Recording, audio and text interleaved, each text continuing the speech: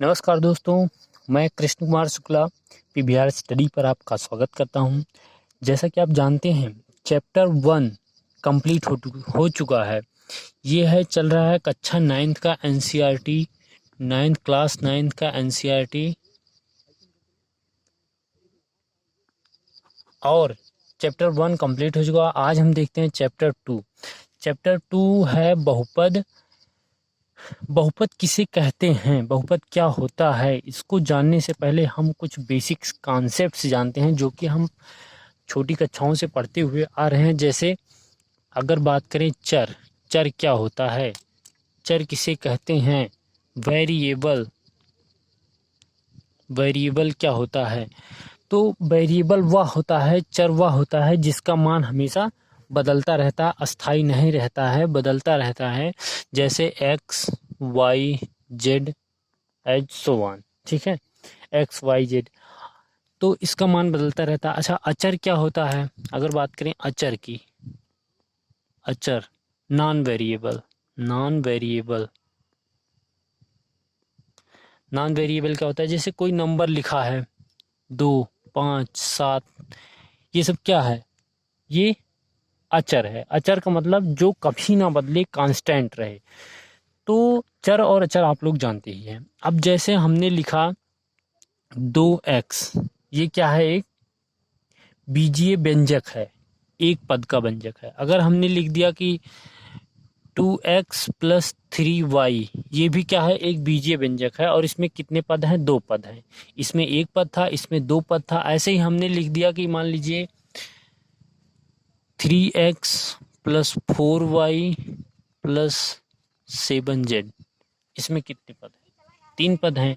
तो ये 3 पद वाला व्यंजक हो गया। तो ये है बीजीय व्यंजक।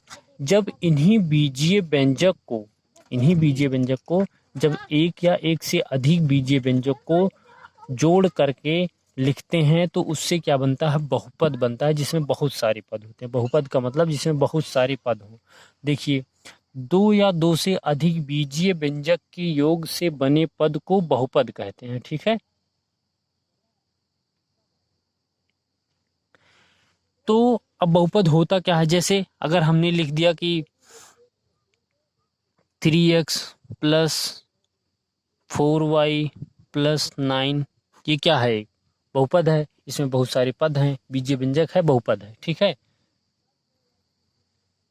अब हमने लिख दिया कोई 5x² + 7x + 9, ये भी क्या है, एक बहुपद है। हमने लिख दिया 5x² + 3y³ + 5y² + 7x³ + 7, ये भी क्या है, एक बहुपद है। बहुत सारे पद हैं। तो बहुपद 2 या 2 से अधिक बीजीय व्यंजकों से बने पद को बहुपद कहते हैं। बहुपद भी कई तरह के होते हैं। जैसे मान लीजिए कभी कभी आता है एक पद, एक पदीय बहुपद, द्विपदीय बहुपद, त्रिपदीय बहुपद, ठीक है। तो आइए देखते हैं कि एक पदीय बहुपद या एक चर वाले बहुपद क्या होते हैं, ठीक है। देखिए, अगर हम देखते हैं एक चर वाले बहुपद, पॉलिनोमियल्स इन वन वेरिएबल, जिसमें ऐसे बहुपद जिसमें केवल एक वेरिएबल हो, एक चर हो। एक का चर का मतलब अगर x है तो केवल उसमें x ही हो, केवल एक चर हो। जैसे हमने कहा कि 5x² - 3x + 7, ये क्या है, इसमें x और x केवल एक ही चर है। हमने कहा कि 5x⁴ - 3x² + 5x - 7, कुछ भी लिख सकते हैं, 8 ही लिख देते हैं, -8। तो यहाँ पर क्या है, x x x केवल एक ही चर है, तो ये क्या होगा, एक चर वाला बहुपद होगा, या पॉलिनोमियल्स इन वन वेरिएबल, इसमें केवल एक ही वेरिएबल है, तो ये एक चर वाला बहुपद होगा, ठीक है। अगर हम बात करें कि बहुत सारे वेरिएबल वाला बहुपद, तो अगर जिसमें कई सारे चर रहेंगे वो एक चर वाला बहुपद नहीं होगा, इसमें कई सारे चर रहेंगे। जैसे हमने x y z सबको मिला दिया, जैसे 5x² + 7y² + 5x - 7y + 8, कुछ भी लिख दिए, तो ये इसमें 2 चर आ गए, एक चर x हो गया और एक चर y हो गया। तो इसमें कितने, 2 चर आ गए, x और y। तो ये एक चर वाला बहुपद नहीं होगा, ये दो चर वाला बहुपद हो जाएगा। ऐसे अगर तीन चर आ जाएंगे तो कई चर वाले बहुपद हो जाएंगे। ठीक है, तो अब देखते हैं कि कभी कभी पूछता है एक पद वाला बहुपद, द्विपद वाला बहुपद, त्रिपद वाला बहुपद। ठीक है, ये क्या होता है, एक पदीय बहुपद, द्विपदीय बहुपद। तो देखते हैं अगर जिस बहुपद में केवल एक पद हो। ठीक है,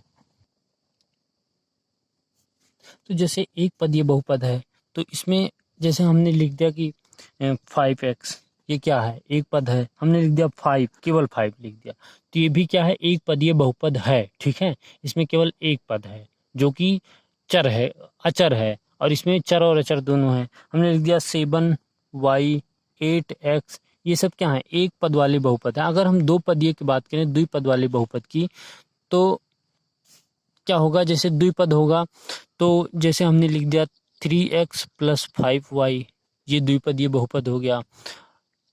5x square minus 7y square द्विपदीय बहुपद हो गया।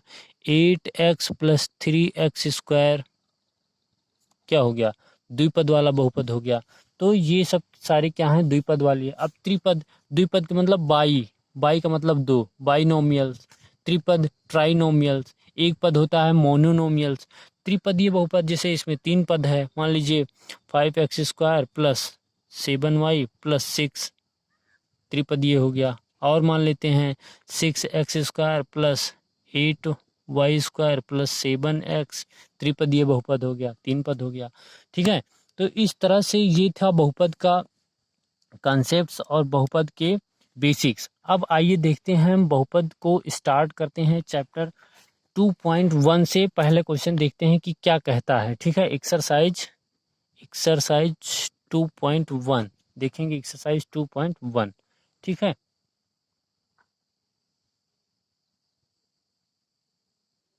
चलिए देखते हैं, ये है एक्सरसाइज 2.1। निम्नलिखित व्यंजक में कौन कौन एक चर में बहुपद हैं, कौन कौन से नहीं हैं। इसमें आपको बताना है कौन कौन से एक चर का बहुपद है और कौन कौन सा एक चर का नहीं है। तो देखते हैं, पहले में क्या है, लिखा है कि 4x square minus 3x plus 7। ठीक है, हमें सिर्फ ये बताना है कि कौन कौन से एक चर में है। तो इसमें देखिए कितने चर हैं, एक चर है, दो चर, एक ही चर है, मतलब x, केवल एक ही चर है x। तो ये एक चर में बहुपद है, तो इसमें लिख देना s, एक चर में बहुपद है। कितने चर में, एक चर में है, एक चर में बहुपद है। अगर कोई बहुपद एक चर में नहीं है तो उसमें हम लिख देंगे एक चर में नहीं है। जैसे वाई स्क्वायर प्लस √2, इसमें कितने चर हैं, इसमें एक ही चर है, कौन सा, y। इसमें लिखेंगे इसमें केवल एक चर है y, अतः यह एक चर में बहुपद है। ठीक है, ऐसे ही तीसरा लिख देंगे, तीसरे में क्या है, 3√t प्लस t√2। ठीक है, तो इसमें भी क्या है, एक चर में बहुपद है, केवल ही तो है, टी है, लेकिन की, इसमें टी है लेकिन कि अगर हम देखें टी की घात कितनी है, इस पे अंडर रूट है, और यहाँ पर टी की पावर कितनी होगी, अंडर रूट पे हमने बताया था अगर कहीं अंडर रूट लिखा है, जैसे मान लिया अंडर रूट टी है, तो इस पे टी की पावर 1/2 होगी, जो कि एक पूर्ण नंबर नहीं है, पूर्ण संख्या नहीं है। तो अगर किसी बहुपद में किसी चर पर पूर्ण संख्या नहीं है तो ये एक बहुपद ही नहीं होगा। ये क्या है, बहुपद नहीं है, अंडर रूट टी है, क्योंकि टी की पावर क्या है, एक पूर्ण संख्या नहीं है, इसलिए ये बहुपद नहीं है, बहुपद नहीं है। ठीक है, ये वाला बहुपद ही नहीं है। क्यों नहीं है, कारण बताना है। कारण ये है कि t की घात जो है वो एक पूर्ण संख्या नहीं है, पूर्ण संख्या नहीं है, क्या है, 1/2 है, 1/2 एक पूर्ण संख्या नहीं है। ठीक है, चलिए आगे बढ़ते हैं, चौथा क्वेश्चन देखते हैं क्या है। ये चौथा और कब पांचवा क्वेश्चन है। चौथे में क्या है कि y धन y/2, y धन y/2, सॉरी y/2 नहीं, 2/y है, इसको ऐसे लिखेंगे y धन 2/y। ठीक है, तो अब इसमें देखें कितने चर है, एक चर है y, एक चर है, लेकिन अब इसमें देखें क्या ये बहुपद है कि नहीं है। तो यहाँ पर y की घात 1 है, लेकिन यहाँ पर y नीचे है और ये ऊपर जाएगा तो क्या बन जाएगा 2y घात -1। तो जब घात माइनस में होगी या फिर घात भिन्न में होगी, रूट में होगी, तब जो है वो एक बहुपद नहीं होगा। तो ये क्या है, एक बहुपद नहीं है, बहुपद नहीं है। ये क्या है, एक बहुपद नहीं है। अब पांचवा क्वेश्चन देखेंगे। पांचवे में देखें कितने चर हैं। x एक चर हो गया, y दूसरा चर हो गया, t तीसरा चर हो गया। इसमें कुल कितने चर हैं, 3 चर वाला बहुपद है। ये कितने चर वाला बहुपद है, 3 चर वाला बहुपद है। तो एक चर वाला बहुपद कौन कौन से थे, एक चर वाले बहुपद सिर्फ हमारे पास ये वाला हुआ और पहला हुआ, और कौन सा हुआ, बस पहला ही हुआ, दूसरा बहुपद है ही नहीं। नहीं, दूसरा भी है, सॉरी, दूसरा भी क्या है, एक चर वाला बहुपद, क्योंकि इसमें एक चर है तो ये भी एक चर में है, एक चर में। तो पहला और दूसरा एक चर का बहुपद हुआ, तीसरा बहुपद ही नहीं है और चौथा बहुपद नहीं है। पांचवे में कितने चर हैं, 3 चर हैं। ठीक है, तो यही हमको पहले में निकालना था। अब आइए देखते हैं क्वेश्चन नंबर 2। आपको समझ में आ रहा है, नहीं आ रहा है, आप कमेंट करके ज़रूर बताइए कहाँ पे नहीं आ रहा है, हम आपको फिर से बताएंगे। ठीक है, तो देखते हैं क्वेश्चन नंबर दूसरा। तो दोस्तों ये है दूसरा क्वेश्चन। इसमें बताना है निम्नलिखित में x² का गुणांक लिखिए। x² का गुणांक का मतलब होता है उसके आगे लिखा हुआ अंक, x² के आगे लिखा हुआ अंक।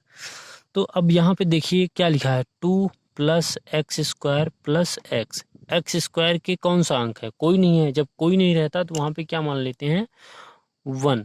तो यहाँ पर x² का गुणांक क्या हुआ, 1। हमारा आंसर क्या हुआ, 1। दूसरे में देखते हैं, यहाँ पर x² के आगे क्या है, कुछ नहीं है, तो यहाँ पर 1 मान लेंगे। और यहाँ माइनस है तो माइनस के साथ 1, यानी यहाँ पर x² का गुणांक कितना हुआ, -1।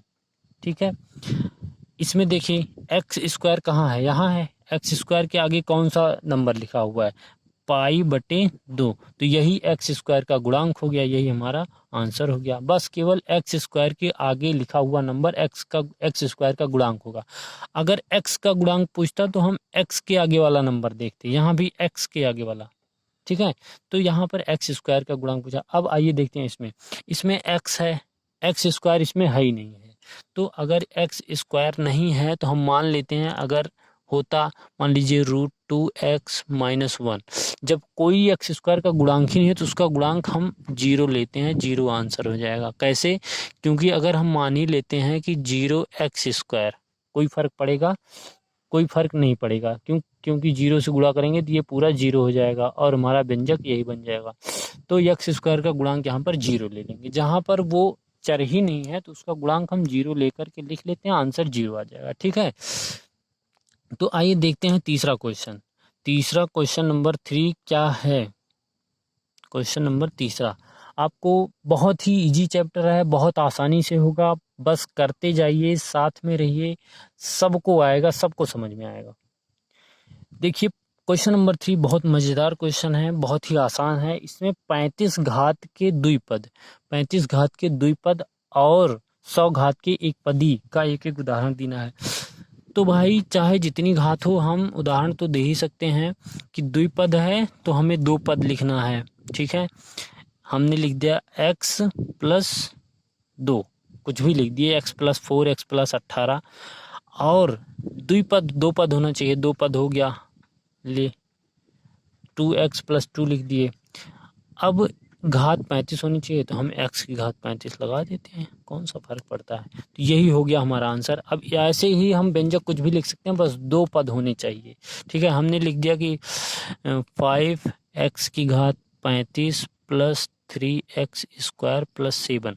ठीक है, तो इस व्यंजक की, इस बहुपद की मैक्सिमम घात 1/35 होनी चाहिए, मैक्सिमम। अधिक से अधिक इसकी घात 35 होनी चाहिए बस।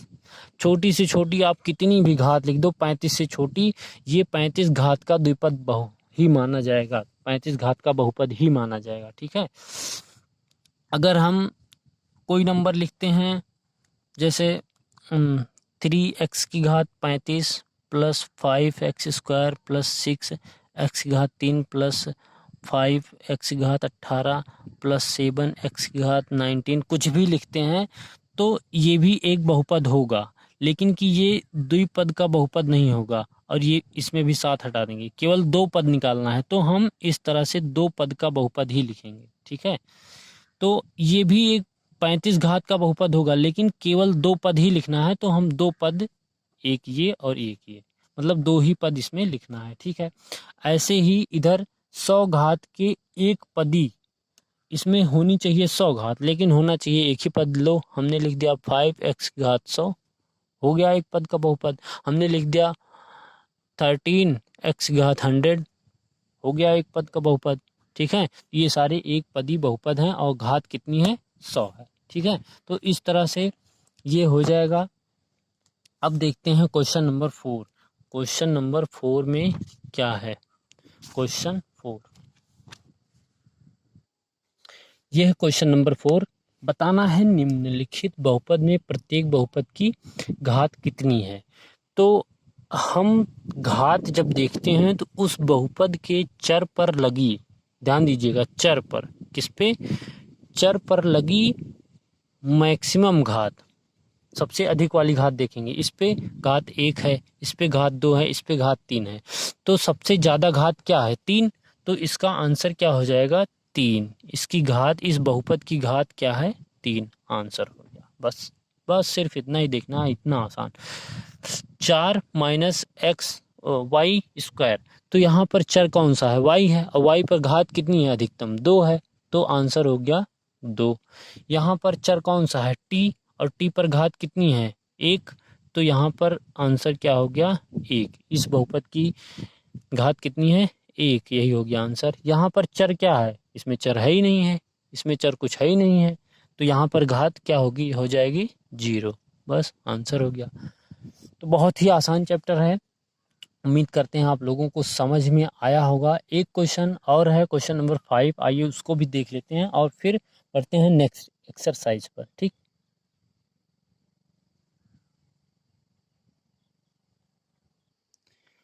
तो ये है क्वेश्चन नंबर 5, इससे आसान एक्सरसाइज आपको नहीं मिलने वाली है। इसमें केवल ये बताना है, बताइए निम्नलिखित बहुपदों में कौन कौन बहुपद रैखिक हैं, कौन कौन द्विघाती हैं, कौन कौन त्रिघाती। अच्छा देखिए, त्रिघाती कौन सा होगा, जिसमें 3 घात होगी। द्विघाती कौन सा होगा, जिसमें 2 घात होगी।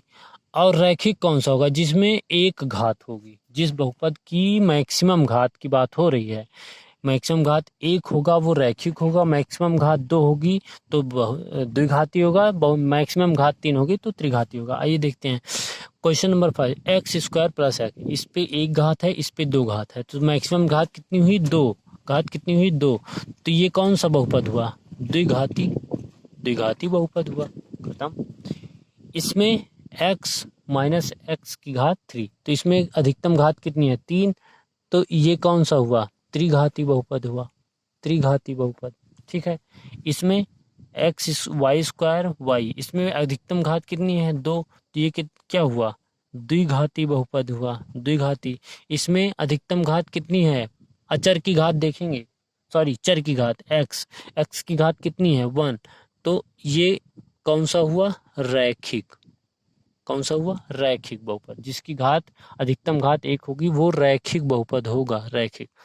इसमें चर की अधिकतम घात कितनी है, 1, तो ये भी क्या होगा, रैखिक। इसमें अधिकतम घात कितनी है, 2, तो ये कौन सा होगा, द्विघाती। और एक पदीय, एक ही पद है, द्विघाती एक पदीय बहुपद, ये भी एक पदीय है, ये 3 पदीय, 2 पदीय, 2 पद, 2 पद, ठीक है, 1 पद, तो पद भी देखेंगे, तो ये द्विघाती। पद पूछा होता तो पद भी बताते, घात पूछा। ये कौन सा, अधिकतम घात 3 है, तो ये कौन सा हुआ, त्रिघाती बहुपद। ठीक है, तो ये है आपका एक्सरसाइज 2.1 आज फिनिश होती है। और फिर हम आगे अब देखेंगे एक्सरसाइज 2.2। आपको वीडियो कैसी लगी कमेंट करके ज़रूर बताइए। पीवीआर स्टडी चैनल को सब्सक्राइब करिए और पीवीआर स्टडी ऐप डाउनलोड कीजिए पूरी क्लास के लिए। Thanks for watching. बहुत बहुत धन्यवाद।